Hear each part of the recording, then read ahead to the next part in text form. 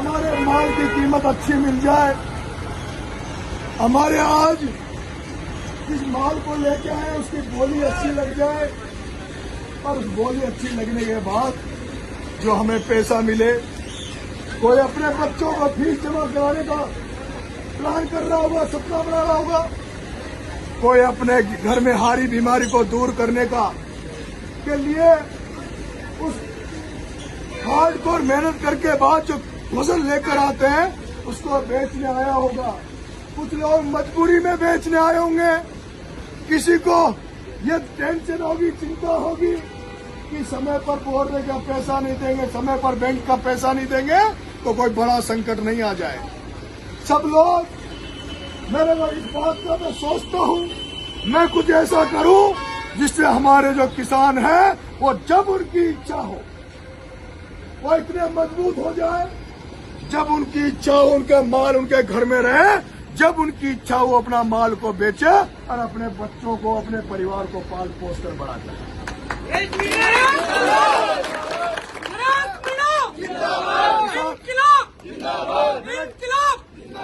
मेरे किसान भाइयों, मैं भी आप ही का बेटा हूं, किसान घर में पैदा हुआ हूं और खेती बाड़ी से जुड़ा हुआ हूं। मैं जानता हूं किस तरह से खेती बाड़ी की जाती है, किस तरह से जितना पैसा हम खेती बाड़ी में लगाते हैं कई बार तो उसका पूरा हमें वो भी नहीं मिलता। कभी लहसुन 35,000 बिकता है तो कभी 2 रुपए सैकड़ा किलो में 2 रुपए किलो में बिक जाता है। एक किसान जो 35,000 में बेच रहा है वो किसान तो छोटा मोटा नुकसान सहन कर सकता है, लेकिन जिस साल लहसुन 25,000, 15,000, 35,000 बिक जाता है उसको देखकर उससे उत्साहित होकर मैंने ऐसे लोग देखे जो टैक्सी का धंधा चलाते हैं, ऑटो का धंधा चलाते हैं, कोई छोटी मोटी किराना की दुकान चलाते हैं, वो लोग इस रेट को देखकर एक साथ लहसुन बो देते हैं और फिर पता चलता है कि लहसुन 2 रुपए किलो बिक रहा है। वो जो लोग लगातार लहसुन की खेती कर रहे हैं वो फिर भी बैलेंस कर लेते हैं, क्योंकि मुझे पता है मैंने 35 बीघा का लहसुन पहली बार बोया था। 35 बीघा का लहसुन मैं पहली बार बोया।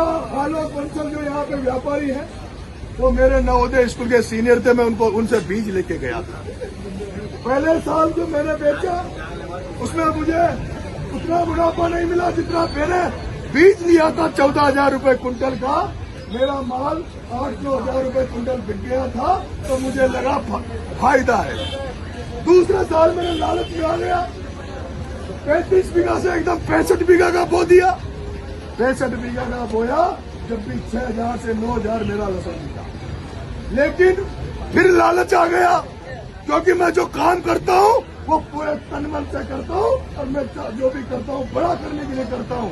65 बीघा में भी ठीक रहा, फिर 100 बीघा का बो दिया।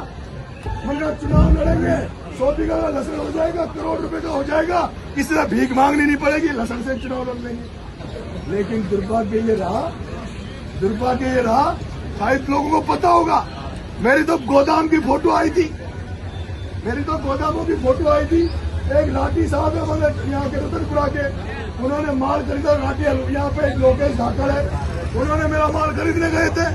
अरे मेरे 2 रुपए किलो में माल, 2 रुपए किलो में लहसुन बिका।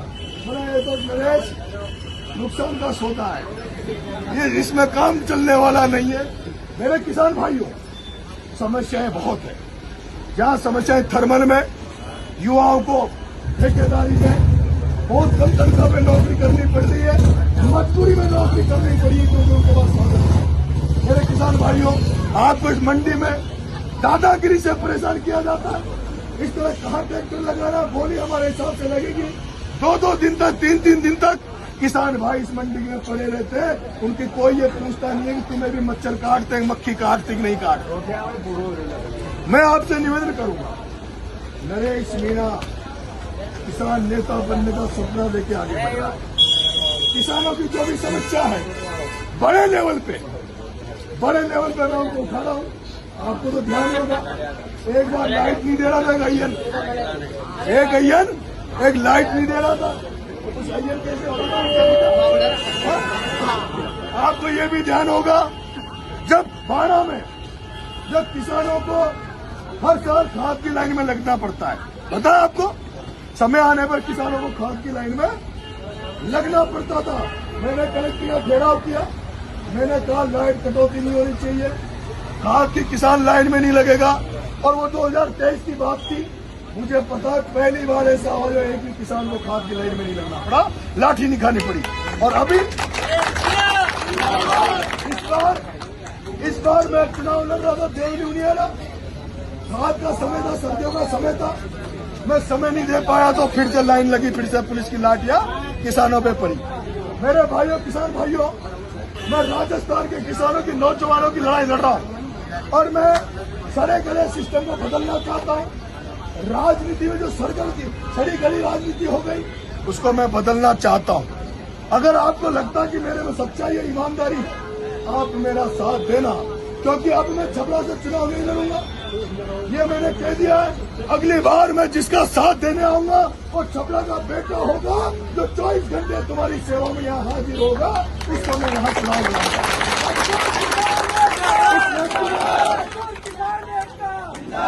उस व्यक्ति को चुनाव लड़ाऊंगा जो यहाँ का बेटा होगा, जो 24 घंटे 365 दिन जनता के बीच में रह के काम करेगा। आप किसानों से पूछ लूंगा, आके मीटिंग ले लूंगा। आप कह दोगे भाई साहब ये व्यक्ति किसानों के बारे में सोचता है, इसको लगा दो, इसको समर्थन दे दो, हम सारे किसान मिलकर इसका साथ दे देंगे। मेरे बच्चों की कसम खा रहा हूं, उसी को चुनाव लड़ा दूंगा, उसी के साथ नंगा फकीर होकर उसके साथ खुले मंच में निकल जाए। हमारा बेटा कैसा हो, कैसा हो, हमारा बेटा कैसा हो। मैं चाहता हूँ राजनीति साफ सुथरी हो, अच्छा व्यक्ति बने। राजनीति में जात पात नहीं देखनी चाहिए, राजनीति में धर्म को नहीं देखना चाहिए। राजनीति जो जनसेवा का मार्ग है, उस राजनीति में अच्छे व्यक्तियों को चुनने का फर्ज हमारा होना चाहिए। इसलिए आप सब लोग इस मेरी मुहिम में साथ देना। अगर आपको लगता है मैं अच्छा कह रहा हूँ, किसान भाइयों है, मेरे किसान भाइयों, एक बात और सुन लो कान खोल। आज के बाद किसी मंदिर में, किसी मस्जिद में, कहीं भी तुम्हें धार्मिक नाम पर 1 रुपया खर्च मत करना, या मैं कसम देके जा रहा हूँ। कहीं दान मत करना, मंदिर में 1 रुपया मत लगाना। अगर लगाना है तो अपने बच्चों के भविष्य बनाने के लिए अपने गांव के स्कूल में लगाना, अपने गांव के स्कूल में लगाना। मैं चाहता हूं अगर आपको दान करना है, आप सक्षम है, पैसे वाले हैं, तो अपने गांव के शमशान घाट में लगाना, अपने गांव के शमशान घाट को अच्छा बनाना, अपने गांव में पौधे लगाओ, अपने आसपास पेड़ पौधे लगाना, जिससे अच्छी हवा सब लोग ले सके। मंदिर में केवल आस्था रखो, आस्था। अरे आपके घर में मंदिर है, जहाँ आपके माँ बाप है उनकी सेवा करो, वो मंदिर है। आपके बच्चों को पढ़ा लिखा कर अच्छा करो, वो मंदिर है। अरे भगवान नहीं कहता, भगवान शंकर भगवान तो पहाड़ों में रहते थे, उनको क्या जरूरत है हवेली जैसे मंदिर बनाने की? उनको क्या जरूरत है? भगवान राम तो सब्जी के बेर खाते थे, 14 साल जंगल में रहे।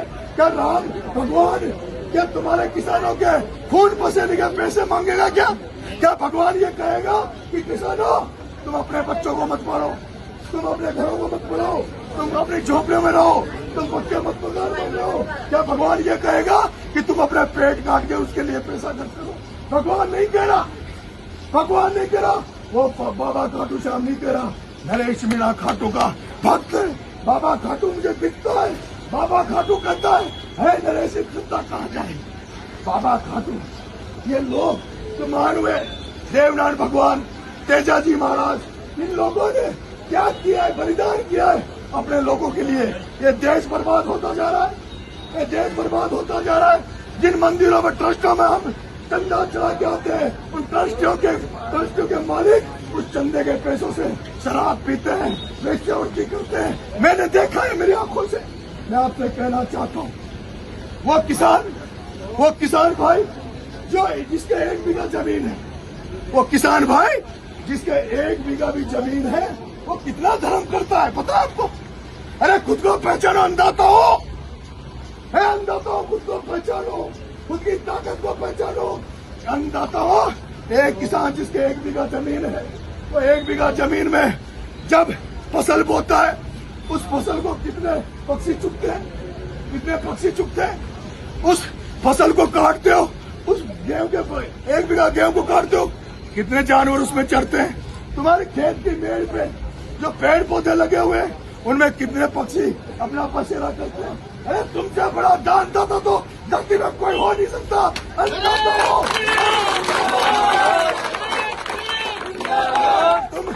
तुम दुनिया को पाल रहे हो, तुम दुनिया को पाल रहे हो, तुम दुनिया को सब कुछ दे रहे हो।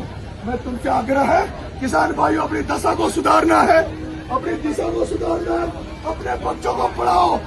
स्कूल को मंदिर मान लो, स्कूल को जिस दिन मंदिर मान लोगे उस दिन तुम्हारा मंदिर भगवान उसी मंदिर में, उसी स्कूल में मिलेगा। तुम्हारे बच्चों को भगवान उसी स्कूल में मिलेगा।